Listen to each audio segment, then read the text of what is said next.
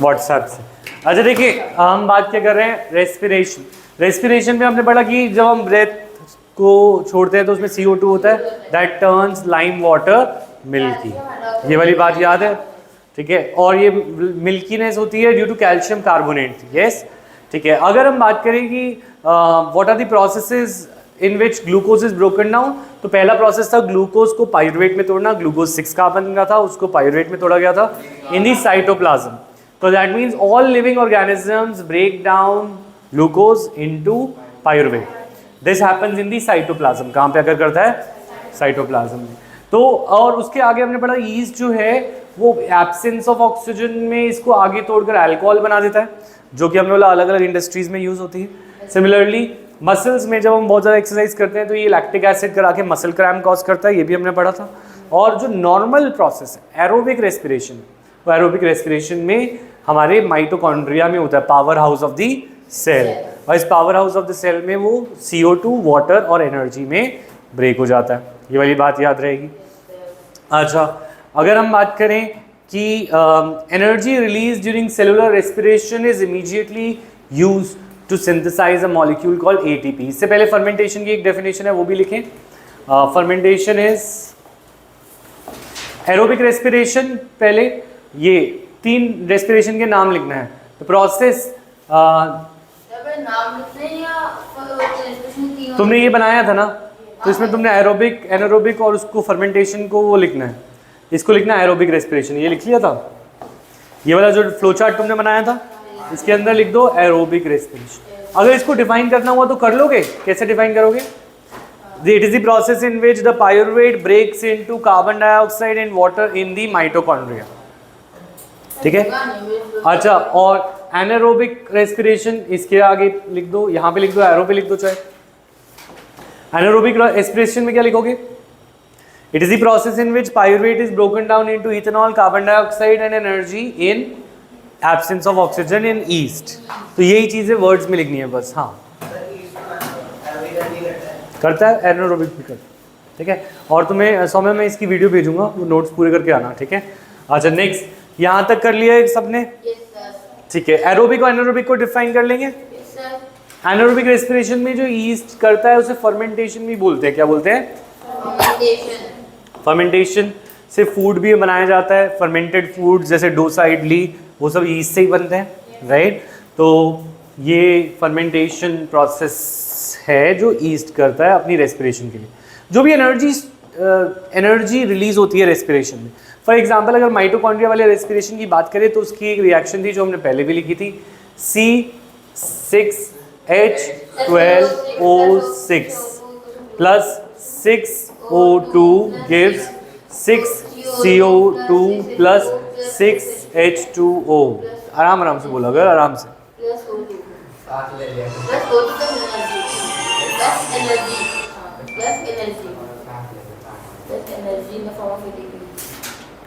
बोलो और आगे बोलो, सीधे बैठ और बीच में डिस्टर्ब नहीं करना। एनर्जी रिलीज होती है रेस्पिरेशन में, राइट। ये जो एनर्जी रिलीज होती है, ये एनर्जी को हम स्टोर कैसे करते हैं? इस एनर्जी को स्टोर करने के लिए हम ATP का इस्तेमाल करते हैं। ATP का कैसे इस्तेमाल करते हैं? ATP, ADP, एडिनोसाइन डाइफॉस्फेट, इसके अंदर फॉस्फेट ग्रुप अटैच करते हैं, ठीक है। और कट ही कर दूँ सर, फॉस्फेट ग्रुप अटैच करते हैं। फॉस्फेट ग्रुप से इसके अंदर 3 है। एडिनोसाइन के होता क्या है? वैसे ना इसका मॉलिक्यूल ऐसा सा दिखता है। तो अभी आओगे अगर फाउंडेशन वाली क्लासेस में तो हम करेंगे। जिसको बायो चाहिए होगी वो फाउंडेशन में बायो करेगा, जिसको बायो नहीं चाहिए वो बायो नहीं करेगा, मतलब 11th में अगर छोड़नी है तो इसमें हम पढ़ेंगे कि एडिनोसाइन ट्राइफॉस्फेट, जैसे हमारा DNA होता है उसका भी एक कंपोनेंट होता है, ये एडिनोसाइन फॉस्फेट होता है उसमें, ठीक है। एक न्यूक्लिक एसिड होता है, एक नाइट्रोजन बेस होता है, इसमें एक फॉस्फेट ग्रुप होता है, तो ये बना एडिनोसाइन फॉस्फेट।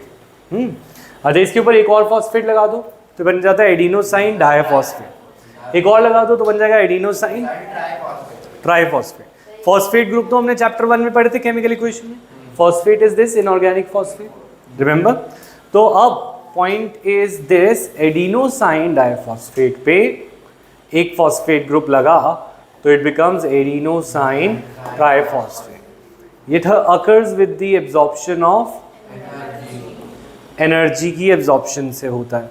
तो ये प्रोसेस में इट्स लाइक दिस कि एटीपी गुल्लक की तरह है। किस चीज़ की गुल्लक है? एनर्जी की। एनर्जी की गुल्लक क्यों है ये? क्योंकि तुम्हें जब तुम्हारे को सिक्के मिलते हैं तो तुम उसको गुल्लक में डाल लेते हो, तो तुम्हारे सारे सिक्के स्टोर हो जाते हैं। इसी तरीके से सेल को एनर्जी मिलती है तो एनर्जी क्या कर लेते हैं? एनर्जी को वो अपने फॉस्फेट के बॉन्ड में लगा लेता है। 2 बॉन्ड उसके पास ऑलरेडी थे फॉस्फेट के, इसलिए इट वाज डाइफॉस्फेट, और एक फॉस्फेट और जुड़ने से, ठीक है, इस एक फॉस्फेट और जुड़ने से it becomes what? Adenosine triphosphate. ये वाली बात याद रहेगी। तो इस प्रोसेस में सारे फोन बज रहे हैं, कट कर दो। एक फॉस्फेट और जुड़ने से इट बिकम्स एडिनोसाइन ट्राइफॉस्फेट। इस प्रोसेस में ये गुल्लक की तरह है जिसमें सिक्के की जगह एनर्जी डाला गया। अब जब भी तुम्हें सिक्के चाहिए हो तो उस गुल्लक को तोड़ना पड़ता है। तो इसी तरीके से जब भी तुम्हें एनर्जी चाहिए होगी then you will have to break the ATP, वो वापस से एडीपी और पी बन जाएगा। इस प्रोसेस में इट विल रिलीज। तो तुम्हें क्या लिखना है? पहले ही ग्लूकोज, एक तो ये रिएक्शन लिखो रेस्पिरेशन की, पहले लिखिए पर दोबारा लिखो, लिख लिया था। उसके बाद तुम ये लिखो, energy release during cellular respiration is immediately used to synthesize a molecule called ATP.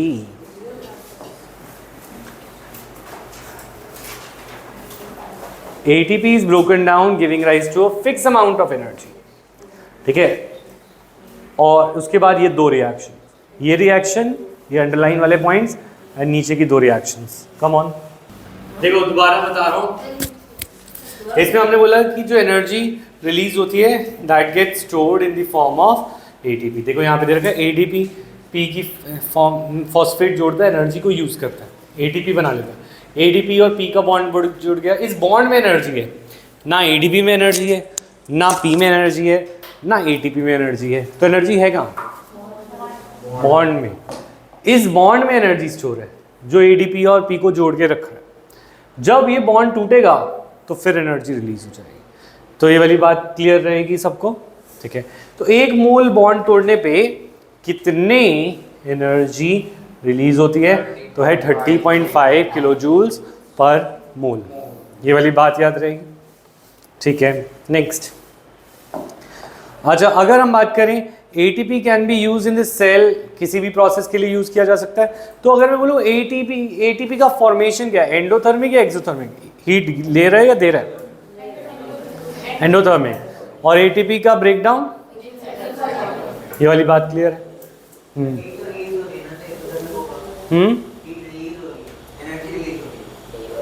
Energy release हो रही है तो एक्सोथर्मिक। हाँ, वो तब जब एटीपी टूटे, जब एटीपी बने तो हीट यूज हुई तो एंडोथर्मिक, ठीक है। एरोबिक रेस्पिरेशन में ऑक्सीजन होने की ज़रूरत है और हमें पता है प्लांट्स भी रेस्पायर करते हैं। तो प्लांट्स को रेस्पिरेशन के लिए एनर्जी कहाँ से मिलती है?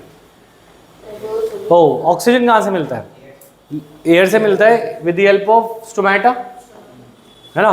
पर इतनी बड़े पेड़ में इतनी सारा वुड भी है अंदर, तो ये सारा जो वुड है इसके सारे सेल्स तक क्या एनर्जी पहुंच पाती है? ऑक्सीजन पहुंच पाती है? नहीं। तो इसके लिए तुमने देखा पेड़ के ऊपर ऐसे गोल गोल से मार्क्स होते हैं, ये लूज टिश्यूज होते हैं, लूज सेल्स होते हैं जिनके थ्रू वो सांस लेता है पेड़। तो पेड़ जब बड़ा हो जाता है उसको लीव्स से पूरी ऑक्सीजन नहीं मिलती रुद्र, तो वो कहाँ से लेता है ऑक्सीजन? लूज सेल से। तो ये पॉइंट यहाँ पे लिखा हुआ है कि हाँ, प्लांट्स, एक सेकंड पहले लिख लो, plants take oxygen through stomata first, ठीक है, and large intercellular spaces that ensures that the cell are in contact with air. हाँ बोलो, अब क्या कह रहे हो?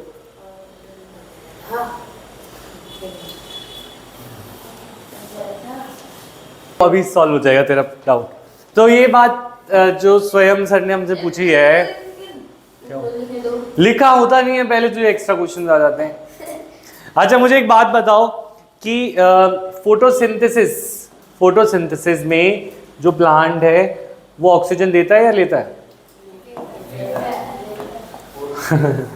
क्या लेता देता, ये तो तुम्हें ये भी नहीं पता। फोटोसिंथेसिस में ऑक्सीजन देता है, इसी वजह से green plants give oxygen, right?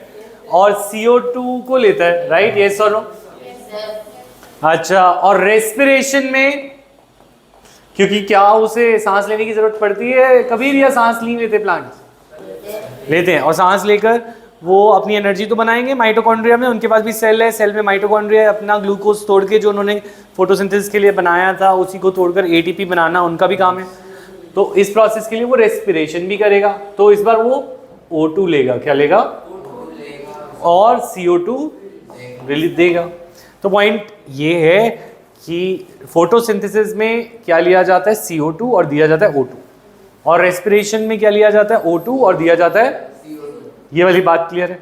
तो अब ऐसा क्यों बोलते हैं कि ग्रीन प्लांट्स गिव ऑक्सीजन, ऐसा क्यों बोलते हैं? क्योंकि वो तो CO2 भी ले रहा है और वो O2 भी ले रहा है, तो फिर वो दे क्यों रहा है? हाँ, अच्छा, और सांस वो रेस्पिरेशन करते ही नहीं, रात को रेस्पिरेशन कर लेते हैं। तो मतलब उन्हें सांस लेनी है रात को ले लेंगे, खाना सुबह बना लेंगे, जिंदा कैसे रहेंगे वो? दोनों चीज़ें चलती हैं, पर फोटोसिंथेसिस रात को नहीं होता। बस एक चीज़, रेस्पिरेशन ऑल द टाइम होता है, दिन में भी रात में भी, और फोटोसिंथेसिस एक ही टाइम होता है, दैट इज दिन में। अभी मैं उस पर बता रहा हूँ तो देर। हाँ बोलो। तो कहती है उनको लाइट चाहिए, तो मतलब ये जो घर में रहते हैं उससे भी इनको कर सकते फोटोसिंथेसिस, बस एक लोग मन में करेंगे। और आप कह रहे हो उनको सनलाइट चाहिए, वो रात को नहीं कर सकते, बस फिर तो उनको रात को भी एक थोड़े से मन में करना चाहिए, तो लाइट तो मिल रही है, सबकी थोड़ी सी मुझे तो मिल रही है। ओके, हाँ, कोई करता होगा प्लांट तो तू उसे ढूंढ लियो जो मून से फोटोसिंथेसिस करता होगा, पर आज तक तो मिला नहीं। ठीक है, अच्छा इधर ध्यान दे। तेरा वो बहुत सही है, एप्टीट्यूड बिल्कुल सही है, लॉजिकल है कि थोड़े सी सनलाइट से कह रहे ग्रीन प्लांट्स जो है वो घर पे भी कर लेते हैं फोटोसिंथेसिस, तो कोई ना कोई ऐसा प्लांट होगा जो मून की थोड़ी सी लाइट से भी फोटोसिंथेसिस कर लेता होगा, क्योंकि एक्चुअली तो वो सन की लाइट है। तो अगर ऐसा प्लांट मिल गया तो तेरा बहुत बड़ा नाम हो जाएगा। तो आज से तू पढ़ाई लिखाई छोड़ के वही प्लांट ढूंढना शुरू कर। अच्छा, एनीवेज आप ध्यान दें, इधर सीधा हो जाओ। हाँ, इधर देखें तो होता ही है कि डे एंड नाइट का फर्क है। डे एंड नाइट का क्या फर्क है? ये डायग्राम बनाने के बाद एक और फ्लो चार्ट बनाना है तुम्हें, वो है डे और नाइट।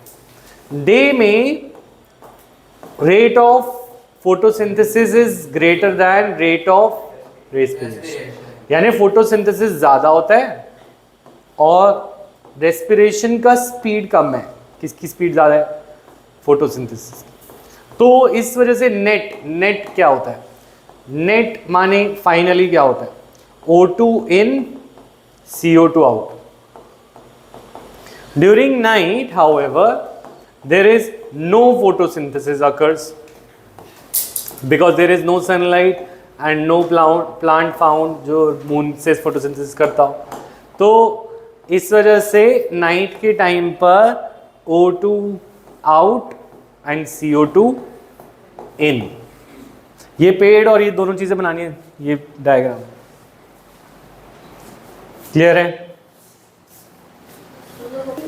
All right.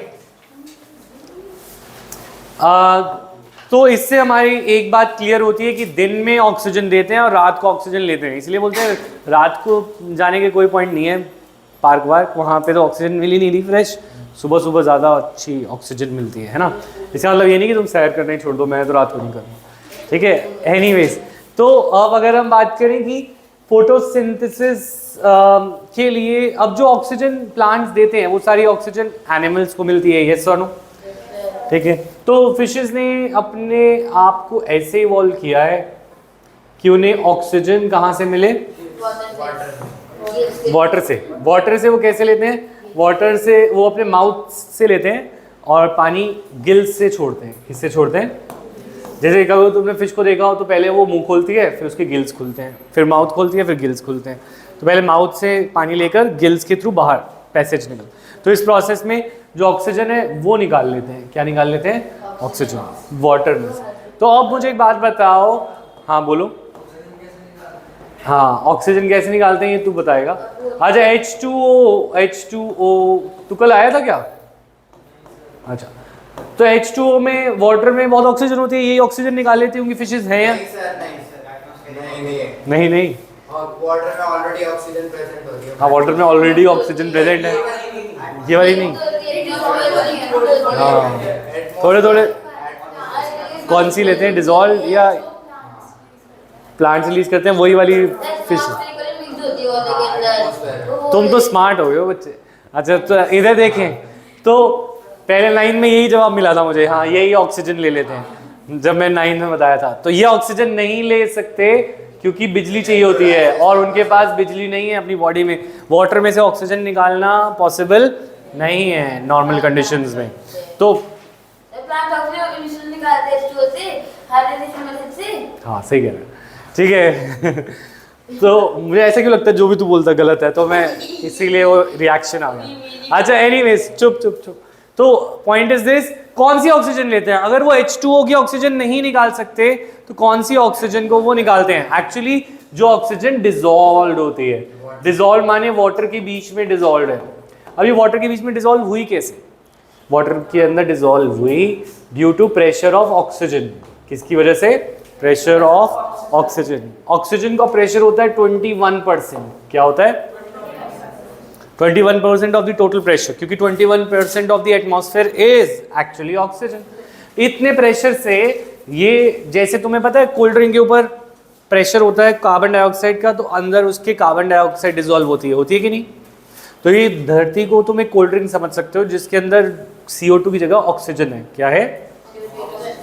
तो पॉइंट इज दिस, हम एक ऑक्सीजन की कोल्ड ड्रिंक में जी रहे हैं और इसके अंदर ऊपर ऑक्सीजन पैक्ड है हमारे एटमॉस्फेयर में, तो इसीलिए हमारे पानी के अंदर भी ऑक्सीजन डिसॉल्व्ड है। जैसे कोल्ड ड्रिंक के ऊपर CO2 होती है तो नीचे CO2 होती है, ऐसी ऊपर ऑक्सीजन है एटमॉस्फेयर में तो नीचे भी ऑक्सीजन डिसॉल्व हो जाती है। और ये ऑक्सीजन जो डिसॉल्व हो जाती है 21% नहीं होती, उससे कम होती है।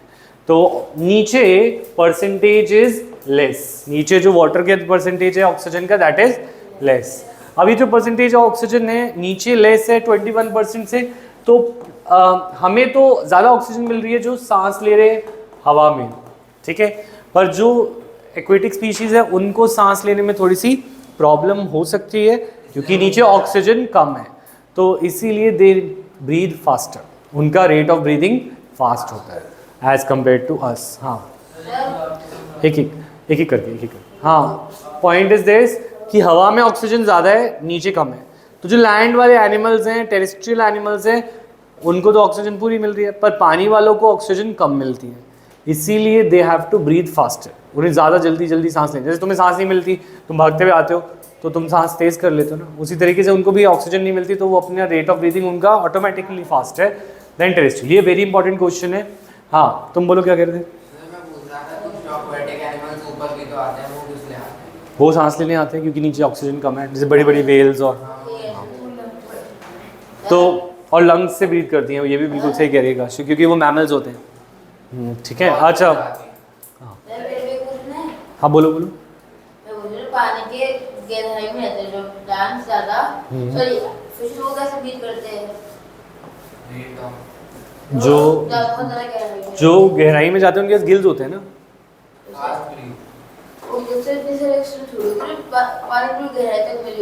क्यों? सोल्यूशन है ना।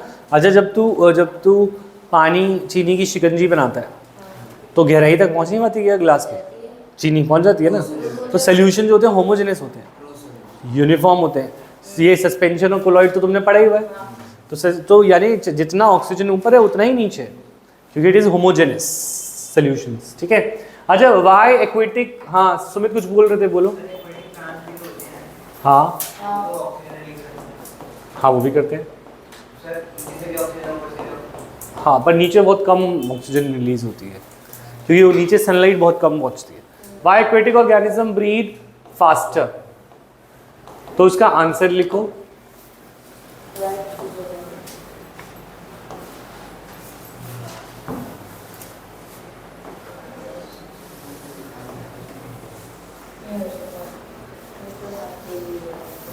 ठीक है,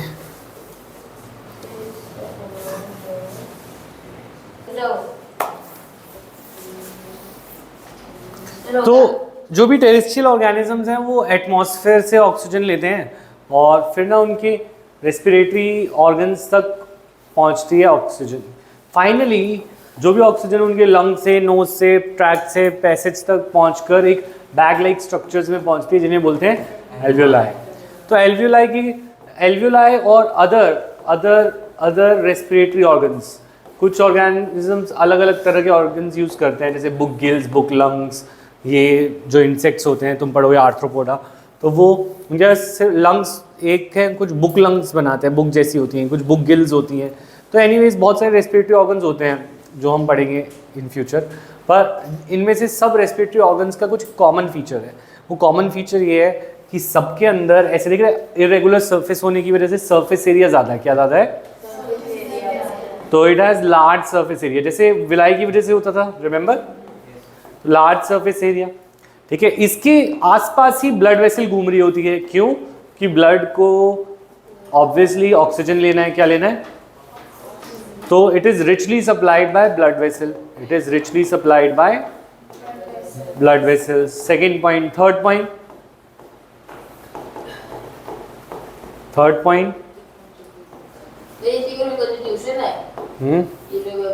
इसका क्वेश्चन क्या लिखना है? पहले ये क्वेश्चन लिखवा दूं, पहले क्वेश्चन। हाँ बोलो। हाँ, साइट ऑफ डिफ्यूजन तो है ही, इट है, इसकी स्ट्रक्चर्स की बात कर रहे हैं। डिफ्यूजन तो प्रोसेस हो गया। एक और पॉइंट है कि एक बार रुको मैं पहले लिख लूँ फिर। Thin walled, extremely thin walled होती है। तो क्वेश्चन ये लिखना है इसके ऊपर कि what are the features common to respiratory organs, respiratory structures लिख लेना। Respiratory, what are the features common to respiratory structures like alveoli, respiratory structures like alveoli.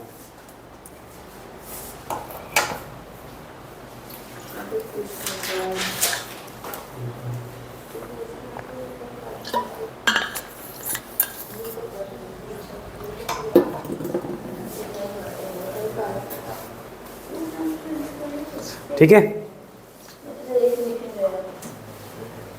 अच्छा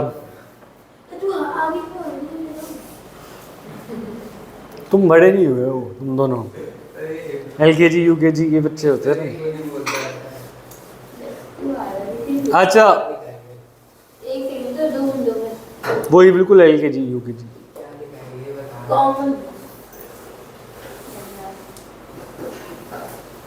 तुम लोगों को लगता नहीं 11th तक पहुंच पाओगे। अच्छा नेक्स्ट, अच्छा देखिए ज़रा, तो ये 3 पॉइंट्स हमने नोट कर लिए थे ना। ठीक है, अब अगर हम बात करें कि what are the respiratory passage, human respiratory system हमारा टॉपिक है, और इसमें सबसे पहले we start with nostrils. Nostril से नेजल पैसेज, नेजल पैसेज से फेरिंग्स, जो कि कॉमन एरिया था, remember, for oral cavity and buccal cavity. Nasal passage, pharynx, then we have larynx, then we have oesophagus. अच्छा हाँ, ओह मैंने तो सुना।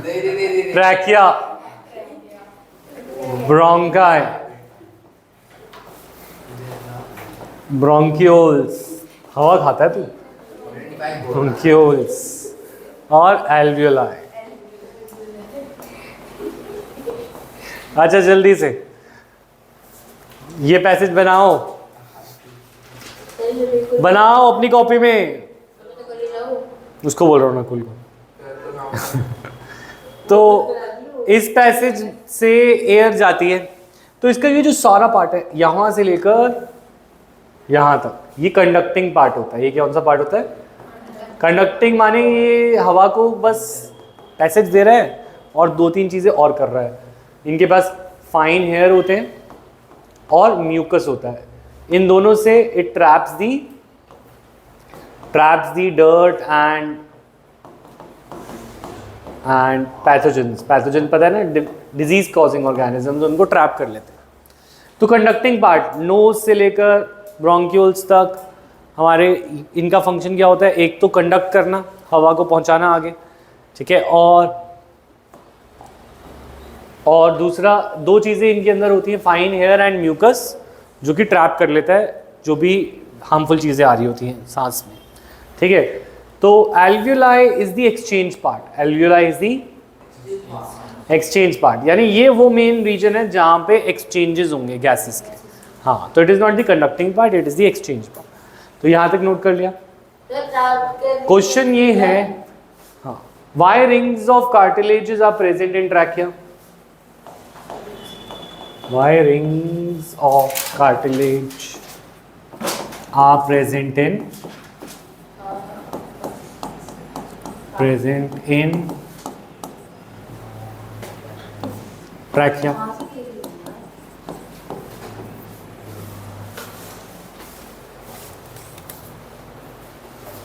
तो इसका आंसर लिखिए जल्दी से। Why rings of cartilage are present in trachea?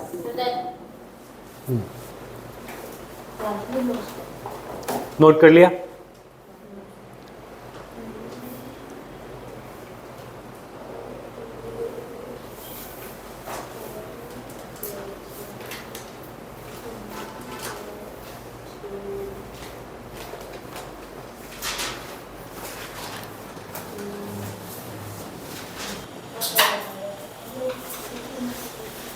अच्छा, तो रिंग्स ऑफ कार्टिलेज देखो, यहाँ पे देखो, ये है रिंग्स ऑफ कार्टिलेज जो हमारी ट्रैकिया के अंदर प्रेजेंट है।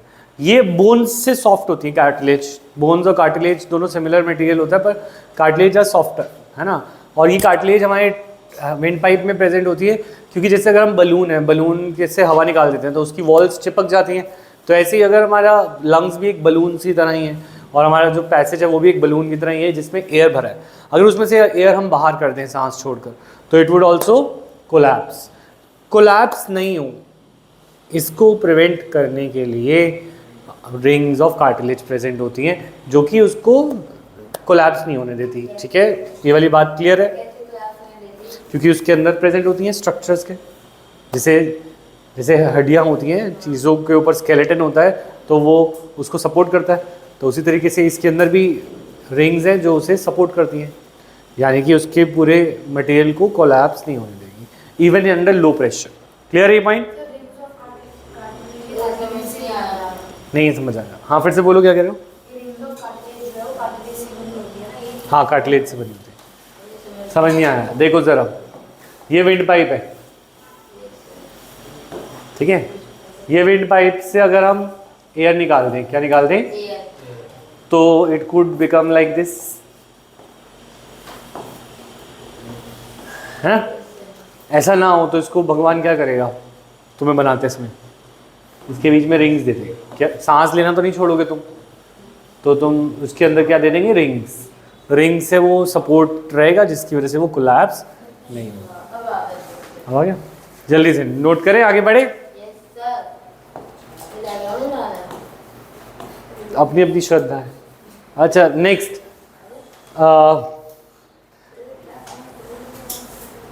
With in the lungs passage divide into smaller and smaller structures. जैसे फॉर एग्जाम्पल ट्रैकिया बनाता है ना, ट्रैकिया के बाद हमारा ब्रोंकाई बनता है, एक लेफ्ट एक राइट।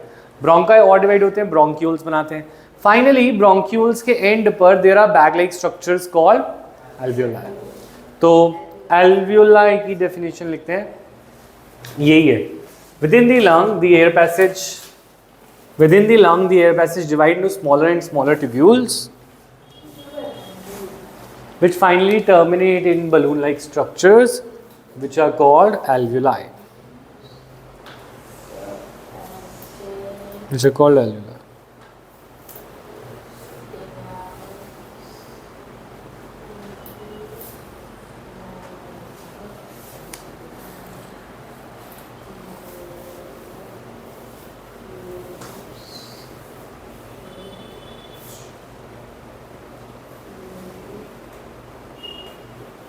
वॉल एक एक वर्ड नहीं पढ़ते, स्वयं पूरी लाइन पढ़ते हैं और फिर लिखते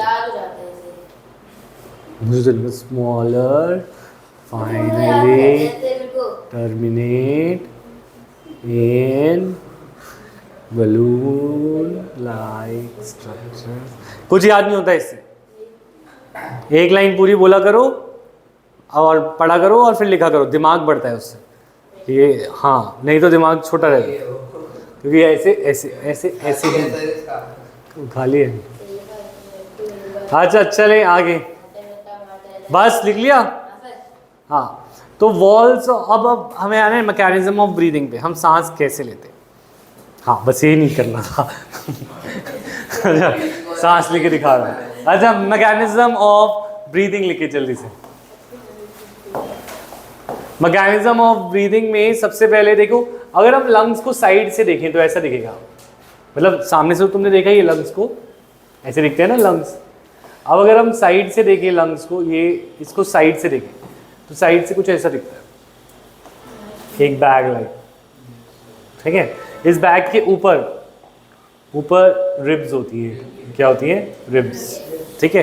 रिब्स इसके अंदर उसके ऊपर प्रेजेंट होती है, तो हम रिब्स को लिफ्ट करते हैं, वी लिफ्ट आवर रिब्स।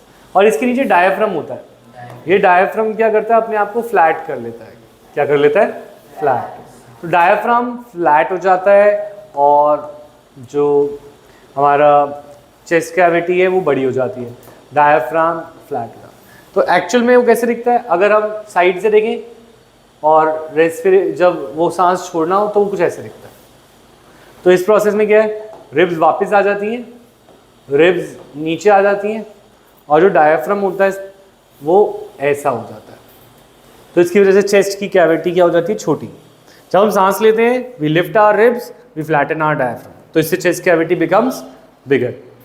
अच्छा, जब हमें सांस छोड़नी होती है, we release our ribs and diaphragm भी फ्लैट की बजाय फिर से कर्व्ड हो जाता है, इससे चेस्ट कैविटी बिकम्स स्मॉलर। जब चेस्ट कैविटी बड़ी होती है तो अंदर प्रेशर कम हो जाता है, प्रेशर कम होने की वजह से सांस हम अंदर लेते हैं। तो इस प्रोसेस, हाँ, तो इसका आंसर तुम क्या लिखोगे, when we breathe in we lift our ribs, flatten our diaphragm, chest cavity becomes larger.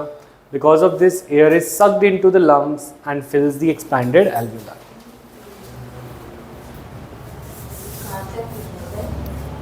Sucked into the lungs and fills the expanded alveoli. Mechanism of breathing topic है इसका।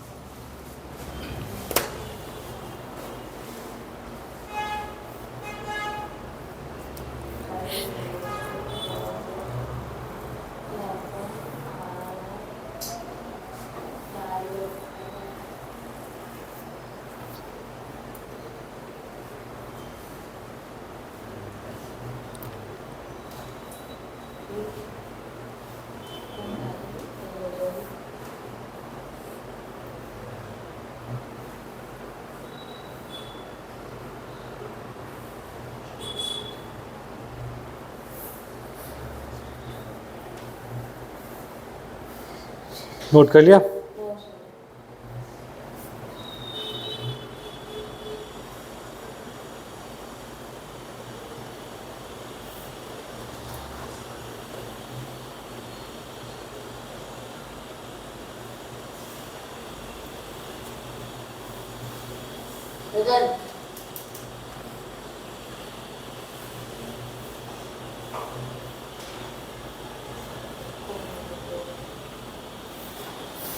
Noted?